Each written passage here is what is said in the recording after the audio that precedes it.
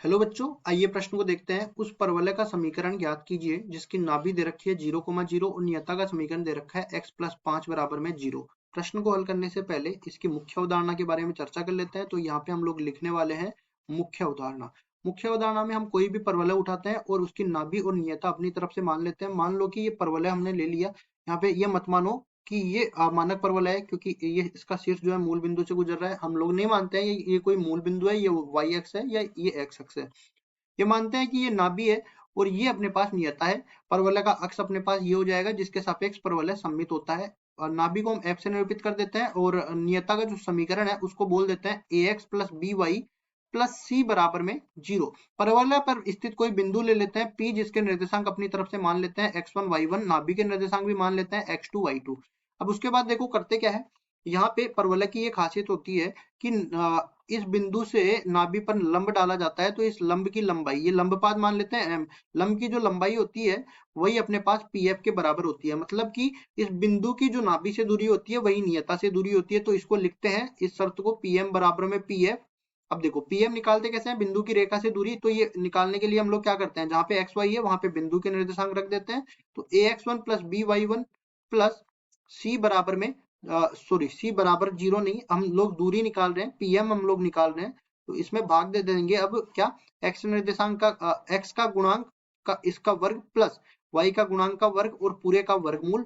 और चूंकि ये दूरी है तो मापांक लेंगे, जो भी आएगा उसका धनात्मक मान लेंगे।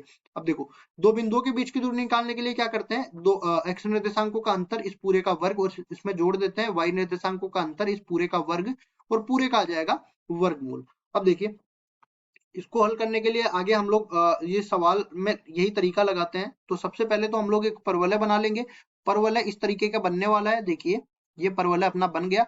इसमें ये अपने पास नाभि हो गई, नाभि के निर्देशांक पहले से ही दे रखे हैं 0,0 और ये अपने पास नियता हो गई। नियता का समीकरण अभी अपने पास दे रखा है x + 5 बराबर 0। तो x + 5 बराबर 0 हम लोग नियता का समीकरण रख देते हैं। यहाँ पे p कोई बिंदु ले लेते हैं जिसके निर्देशांक अपनी तरफ से मान लेते हैं x, y। अब देखिए इसके बाद वही हम लोग सूत्र इसमें लगाने वाले हैं। क्या कि जो अपने पास नियता से दूरी होने वाली है इस बिंदु की, वही अपने पास नाभि से दूरी होने वाली है। तो नियता से जो दूरी होगी उसको pm बोल देते हैं और नाभि से जो दूरी होगी उसको pf बोल देते हैं। तो यहाँ पे देखो पहले तो लिखने वाले हैं pm बराबर में pf। अब रेखा से बिंदु की दूरी कैसे निकालेंगे, रेखा में ये निर्देशांक रखेंगे तो ऊपर तो बन जाएगा अपने पास x + 5 और नीचे भाग लग जाएगा। x का गुणांक 1 है, 1 का वर्ग, और y का गुणांक तो 0 है, तो उसको लिखने का कोई मतलब नहीं है। इस पूरे का वर्गमूल आ जाएगा, इस पूरे का मापांक आ जाएगा और बराबर में अपने पास ये बन जाएगा x - में 0 इस पूरे का वर्ग और प्लस में y - 0 इस पूरे का वर्ग और पूरे का हो जाएगा वर्गमूल। अब देखो आगे इसको सरल करते हैं हम लोग। तो दोनों तरफ वर्ग कर देते हैं। तो ऊपर तो अपने पास इधर जो बाईं तरफ है इधर तो बन जाएगा x + 5 का वर्ग और दूसरी तरफ ये 1 गुना होगा, उसका कोई फर्क नहीं पड़ेगा और वर्ग से ये वर्गमूल हट जाएगा। तो x का वर्ग + y का वर्ग ये अंदर बच जाएगा, इसका भी करेंगे हल। तो x का वर्ग देखो यहाँ पे सर्वसमीका पहले लिख देता हूं मैं, a + b इस पूरे का वर्ग जो होता है ये बराबर हो जाता है a का वर्ग + b का वर्ग + 2 गुना में a गुना में b। अब इसी तरह यहाँ पे ऋणात्मक होता है तो इधर भी ऋणात्मक आ जाता है। तो ये बन जाएगा x² + 2 गुना में 5 गुना में x, तो ये 10x के बराबर बन जाएगा प्लस 5 का वर्ग 25 के बराबर, बराबर में x² + y का स्क्वायर। ये बन जाएगा x² से x² कट जाएगा क्योंकि दोनों तरफ जो है दोनों के गुणांक जो है आपस में बराबर है। अब ये अपने पास बनेगा y² बराबर में 10x + 25। तो इसको लिख सकते हैं हम लोग इस तरीके से, y² बराबर में 10x + 25। अब आगे इसमें से हम लोग उभयनिष्ठ ले सकते हैं क्या, 10।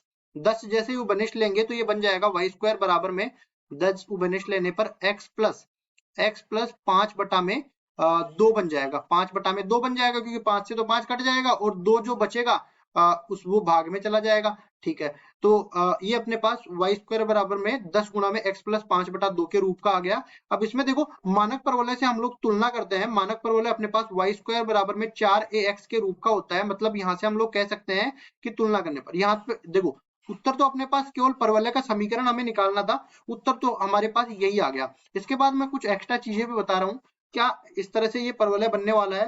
तो देखिए यहाँ पे अपने पास 4a का मान तो 10 के बराबर हो जाएगा तुलना करने पर, और यहाँ से हम लोग देखो इसमें x है और इसमें x - 0 होगा, तो x - 0 और y - 0 इसमें शीर्ष होता है। तो इसमें शीर्ष की अगर मैं बात करूं तो शीर्ष अपने पास बन जाता है कितना, यहाँ पे इसको 0 के बराबर करेंगे तो -5 बटा 2 और कोमा 0। मतलब कि इसका परवलय का हम लोग चित्र भी बनाना चाहे तो कुछ इस तरह से बनने वाला है। ये देखो, धनात्मक एक्स एक्स की तरफ झुकने वाला है और इसका शीर्ष -5/2 होने वाला है। तो -5/2 कुछ इस तरफ होने वाला है, ये -5/2 आ गया। इसकी नियता जो है x बराबर -5 से गुजरेगी, x बराबर -5 से। और देखो ये कितना हो गया 5/2, तो ये भी 5/2, मतलब नाभि के निर्देशांक इधर हो गए 0,0 और नियता का समीकरण अपने पास हो गया x + 5 बराबर में 0 और शीर्ष के निर्देशांक अपने पास हो गए -5/2, 0। इस तरह से अपने पास ये परवलय का जो है चित्र भी बन जाएगा, लेकिन यहाँ पे केवल परवलय का समीकरण हमें निकालना था। तो यही हमारा उत्तर हो जाएगा। आशा करता हूँ ये सवाल आपको समझ में आया होगा। धन्यवाद।